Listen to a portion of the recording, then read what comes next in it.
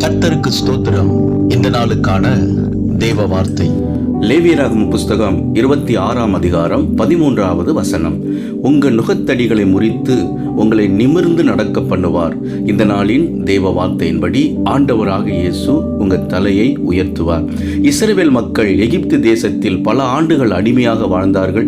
எகிப்து அரசன் பார்வோன் அவர்களை கடினமான வேலைகளை செய்ய வைத்து துன்புறுத்தினான்.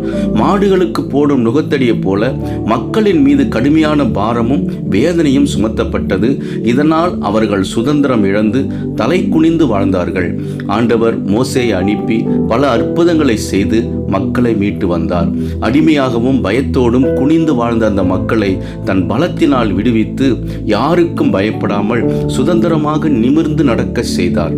அன்பானவர்களே, நம் வாழ்க்கையில் இருக்கும் பாவம், பயம், கவலை மற்றும் தீய பழக்க வழக்கங்கள் ஆகியவை பாரமான நுகத்தடிகள் ஆகும். நம்முடைய நுகங்களை முறித்து கஷ்டங்களை நீக்கி நமக்கு மன அமைதியையும் சுதந்திரத்தையும் ஆண்டவராகிய இயேசு தருகிறார். இந்த வார்த்தையை கேட்டுக்கொண்டிருக்கிற உங்கள் வாழ்க்கையில் உள்ள எல்லா நுகத்தையும் முறித்து மன அமைதியை உங்களுக்கு தருவார்.